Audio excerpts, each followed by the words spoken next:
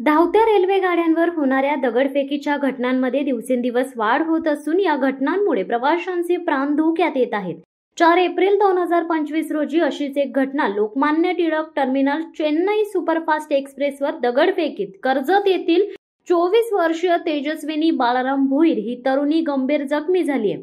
या घटनेनंतर रेल्वे प्रवाशांमध्ये तीव्र संताप व्यक्त झाला असून प्रवाशांनी प्रशासनाने त्वरित कारवाई करण्याची मागणी होत आहे। सदर घटनेबाबत मिळालेल्या माहितीनुसार तेजस्विनी बाळाराम भोईर ही तरुणी ठाणे येथील एका शिपिंग कंपनीत ज्युनियर ऑफिसर म्हणून कार्यरत आहे। ती दररोज चेन्नई सुपरफास्ट एक्सप्रेसने ठाणे ते कर्जत असा प्रवास करते।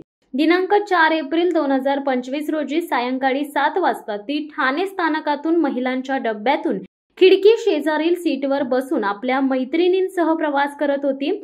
गाडी कल्याण स्थानक पार करून विठ्ठलवाडी स्थानकाच्या पुढे संध्याकाळी 8 वाजण्याच्या सुमारास आली असता अचानक डाव्या बाजूने कोणीतरी अज्ञात व्यक्तीने गाडीवर दगड भिरकावला। हा दगड खिडकीतून आत येऊन तेजस्विनी हिच्या डोक्याला जोरात लागला। या धक्क्यातून ती सावरते न सावरते तोच रक्तस्राव सुरू झाले। या घटनेमुळे डब्यातील प्रवाशांमध्ये घबराट उडाली आहे। काही प्रवाशांनी तात्काळ ट्रेनची चैन खेचली आहे। त्यामुळे गाडी विठ्ठलवाडी आणि अंबरनाथ स्थानकादरम्यान थांबली आहे। यानंतर ट्रेन मॅनेजरने सदर माहिती रेल्वे प्रशासनाला दिली आणि गाडीतच तिच्यावर प्राथमिक उपचार करण्यात आले आहेत। गाडी कर्जत स्थानकात पोहोचल्यानंतर स्टेशन मास्तर यांनी या घटनेचा मेमो तयार केलाय।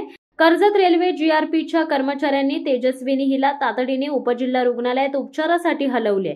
प्राथमिक उपचारानंतर त्यांना डिस्चार्ज देण्यात आले। धावत्या रेल्वे गाड्यांवर दगडफेकीच्या घटना नवीन नाहीयेत। यापूर्वीही पनवेल स्थानकानंतर प्रगती एक्सप्रेसवर दगडफेक झाल्याने एका प्रवाशाचा डोळा कायमचा निकामी झाला होता।